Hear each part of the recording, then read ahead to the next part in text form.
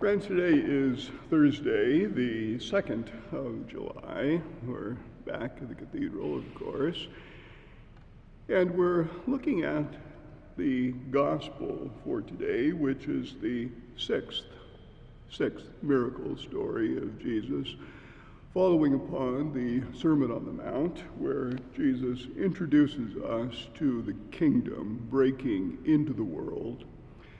And these miracle stories give us an indication of what that breaking in looks like very concretely. These great, wonderful miracles and deeds of power and authority in the person of Jesus.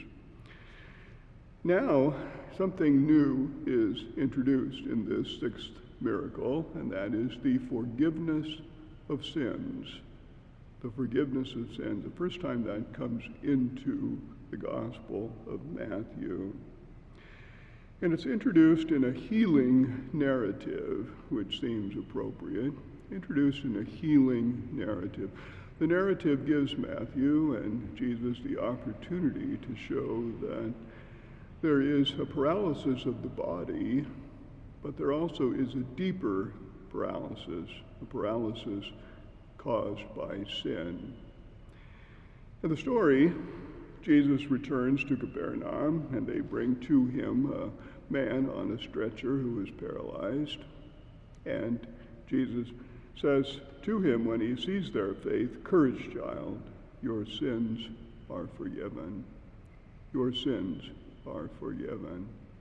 This, of course, causes some controversy. A scribe present accuses Jesus of blaspheming.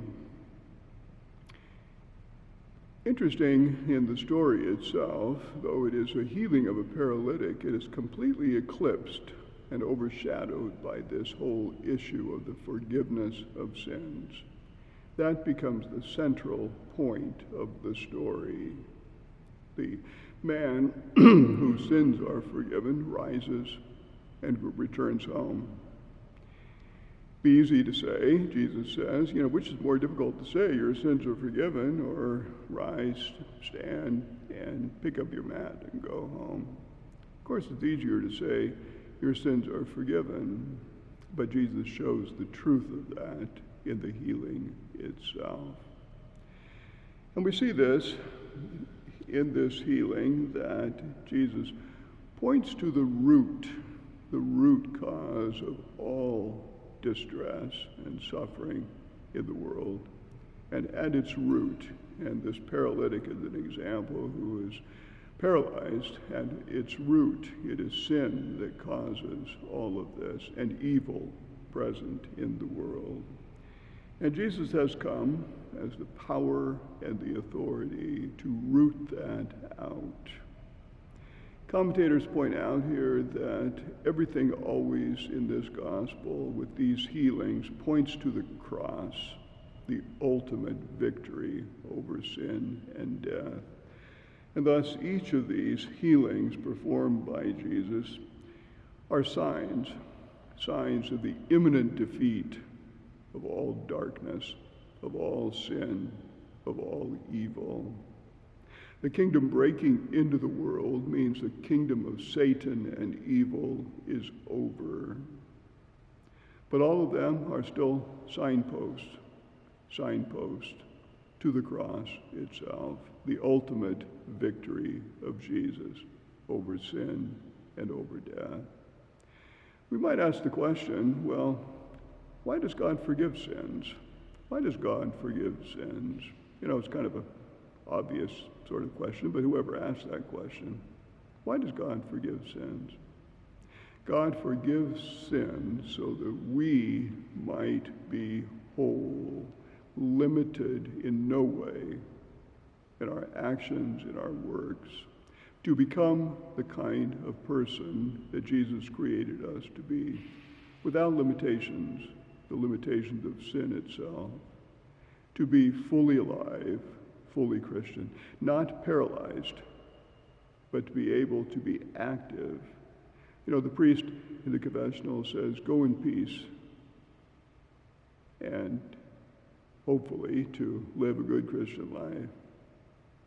What it means is go and be a good Christian in action, not paralyzed, not limited by sin.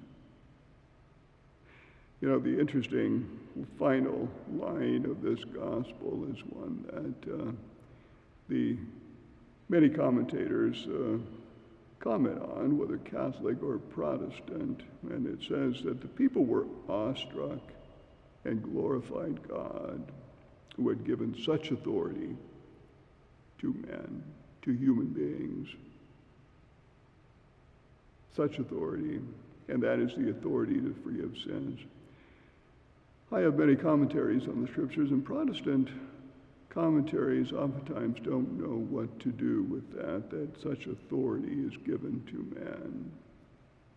The Catholic Church knows the keys of Peter, given to the church the power of forgiveness of sin. Whose sins you forgive, they are forgiven. The great sacrament of reconciliation, in which we are made whole, and we go in peace to love, to serve the Lord and each other. No longer paralyzed. God forgives sins that we might be active and alive. Hold that thought, and we'll see you tomorrow. Have a great day.